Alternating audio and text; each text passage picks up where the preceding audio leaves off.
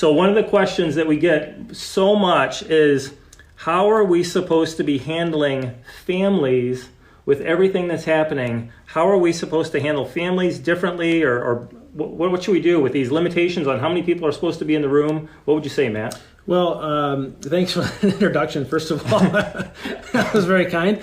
And hi, guys. I know it's late, and thanks for joining us here and being a part of our night.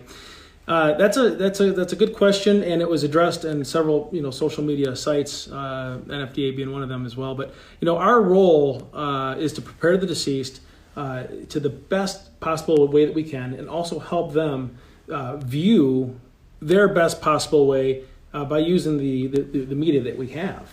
You have a teaser there? What's the media that we have? You got something new? Well, no. Something you're working No, on? nothing that we have. No. You got? Is that what you're going to do? I mean, you're going to show us something? What we're on? He's got a secret he doesn't want to tell you. He's in the process of putting together an instructional video to make it simple for people to be able to go through the process with their loved one, to be able to be present. And tell me what your thoughts were about how this is. You've transformed the industry with your techniques. Tell us what you think about how this is likely going to end up transforming the industry. Well, there's nothing new under the sun, really. And I received a phone call from a friend of mine and a colleague of ours, Kelly Hike. And he said, you know what, Matt, this is what funeral directors need. And, who better to do it than someone that's already doing these type of things. Yeah. And this is going to be an excellent instructional. Some of you are already doing it. And some of you don't have any idea how to do it. All right. And so it's important. Let's not spoil it too much here, I guess. You got this coming out. What about staff concerns? Staffs, this is very serious here. Your staff being concerned with being infected, with exposure themselves. What do you say? How do we handle that? That's a hard one. And being concerned is a legitimate concern. And having that concern of being exposed is a very fair concern for the staff. But we know the protocol, and we know to keep the safe distance. And it's okay for us professionals to not do the things that we would typically do when families come in, and that's touching them, hugging them. Sometimes if we know them, kissing them. So it's okay now. So you're saying it's okay to act different, like not so, yeah. Yeah, and I think we need to start out with at the very beginning, that first touch, and that's the phone call. When the phone call comes in, and we're making the appointment time for us to sit down and speak with the family, we let them know, hey, under the in light of what's going on, we want you to be aware that we're going to do everything we can to serve you the best way we can, but just understand that it's okay if we keep a safe distance. Yeah. And also, I think it's important to notify the family, because we don't want large groups coming into a small office for these arrangements. Let them know, hey, limit your family to just a couple people for the conference. Well, whatever the protocol is, I guess, right? Whatever the... Yeah, you want to stay about 7 feet away, and you certainly don't want to be in the same room if someone's actively coughing. Okay. Mm-hmm. What about this question? Keeps coming up. I've heard different things on it. How long does the virus live in the body of the deceased? Well, from what we've been hearing, we don't know yet. And when I say we, I'm talking about the experts, the virologists. We just don't know. We've heard some with porous surfaces, a few hours, to like stainless steel hard surfaces. So what do we do if we don't know? What do we do? Well, we adhere to the protocol. Yeah. To what we know. Something you said that really struck me when we were doing the last video. You said, we don't know what we face with people that aren't sick, whether they are sick. We never know what you're walking into when someone passes away, what disease or what sickness they've had. And what I like about what you say, you keep going back to follow the protocol. Yeah, but it's the safest way to keep yourself protected is to follow the protocol. Well, and also, to treat each person as if they have that infection. Just treat them as if they're infected.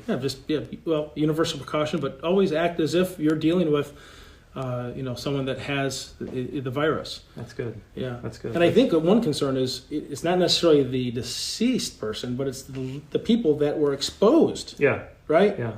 It's the family that was exposed, and so if you're working with a family and you know that they have been exposed, just be upfront with them right from the get-go. They know that the person has been exposed. Make sure you know that they know you know.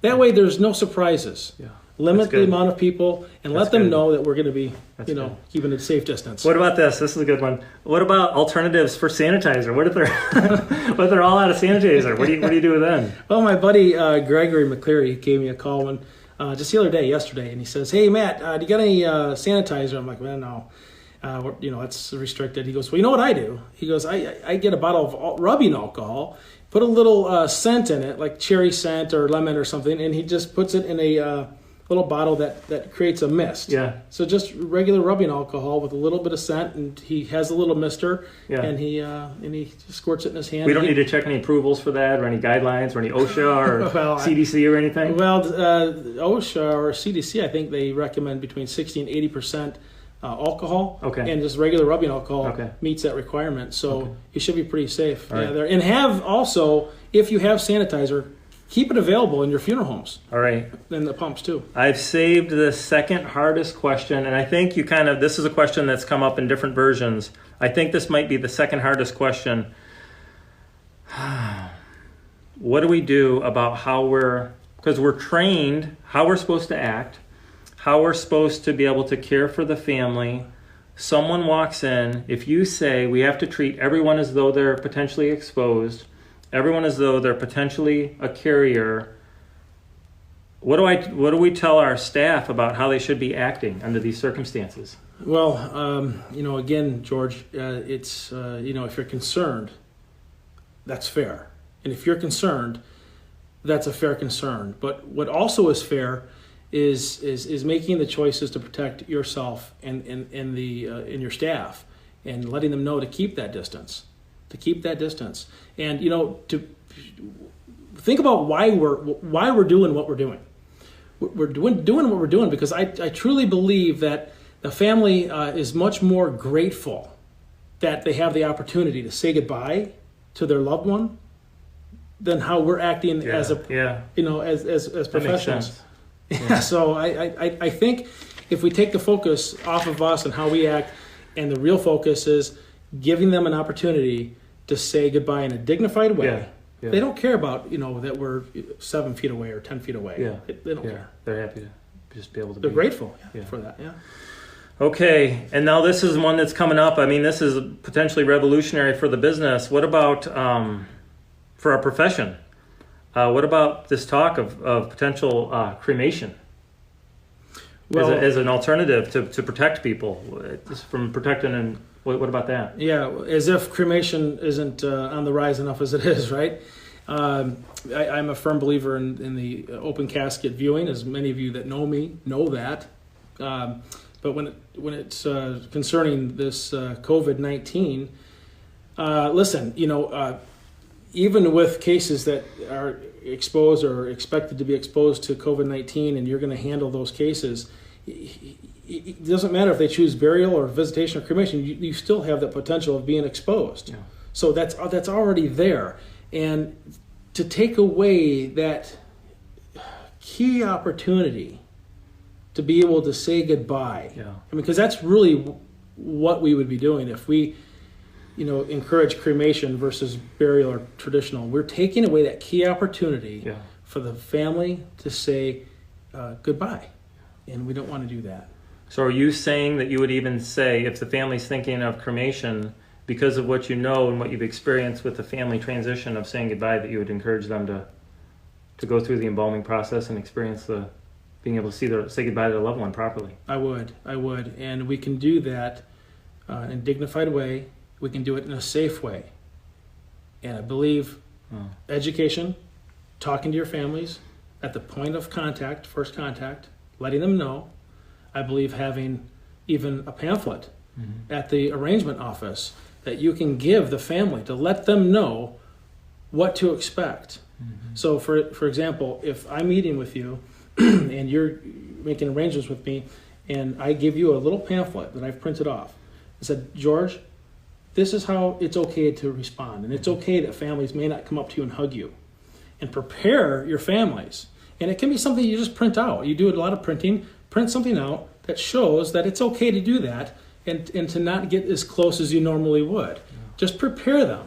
That's good. Talk about it. Yeah. Yeah, make it open.